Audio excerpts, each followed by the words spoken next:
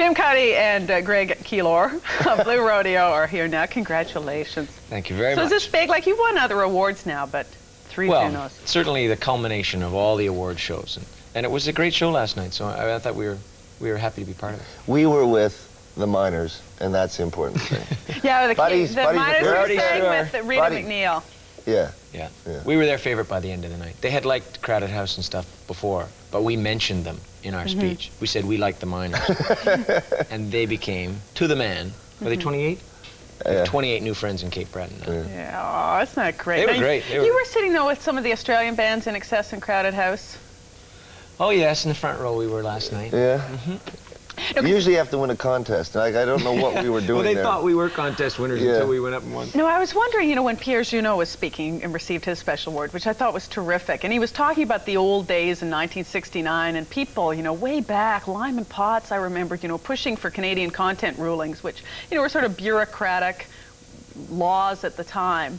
And, you know, here you are, you know, benefiting from this, kind of the second wave of Canadian talent that's really being helped by this. Well, I think you see that, like last night, the Junos were a legitimate musical statement. You know, like there was, everybody played live, and everybody wanted to play live. Like we said, we're not going to play unless we can play live. And the reason that we have gotten, as a, you know, a collective to that point is because of that 30% that Mr. Juno insisted upon then. And that created an industry that was non-existent in Canada at the time. And you mentioned the Australian people. Well, they did the same thing. They had a 30% thing. And if you see the effect of Australian music in the world, and you figure that next year will probably be better because, you know, like the Cowboy Junkies and Mary Margaret O'Hara have records out that are getting acclaim from international press. You know? Yeah. So when you're hanging out and jamming, you're talking about the CRTC. The content ruling. This comes up a lot while you're just... So thank God for that 30%, huh? What was it like playing with the band at the end? It was a gas. I mean, we had done also a weekend of rehearsal. So, I mean, I think the first moment was the most exciting, when we were sitting in a rehearsal space waiting for them to show up. So were they big heroes of yours? Oh, yeah. Yeah, sure. They were a way of life rather than just music. You know, they were, you get 5 guys, you go to a house, you know, and you play music, and Bob Dylan comes in once in a while. And, you know, it's just outside of New York, in the country. You know, it was just like everything that you sort of imagined what life was going to be for you. I wondered also, though, when they got the Lifetime Achievement Award, and Lee Von Helm didn't come, and Richard Manuel is dead, and his children came. I mean, if you look at this down the road, at what it takes to survive, or who does survive.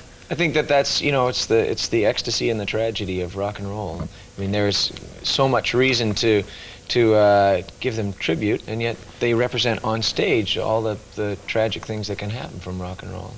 And it's a bit scary. So what do you learn from that? I mean, is there anything? Well, just to be careful, but I mean, it was very moving, you know, to what they have accomplished. I just wondered from Manuel's kids whether they could understand how important what their father was involved in was to the people that were sitting there like us.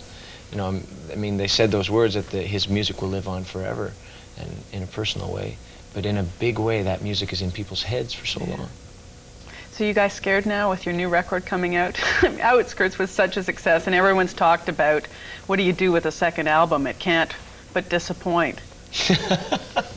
Well, that's what we've tried to do. No, you worked hard at disappointing everyone. We disappoint people in a special way. We tried to make a record this time that was, you know, closer to the records that we listened to. And it's not like a big pop record. It's not like, you know, it's got 6 or 7 Pepsi commercials on it. It's just a record of songs that we have been playing for a while, and I think it's sort of a more intimate record than our first one. But Galveston isn't on it, but you've recorded it. Yeah. I always liked Galveston. It didn't make it. It was the 14th song, and only 13 made it on. But it doesn't sound like Glenn Campbell, though.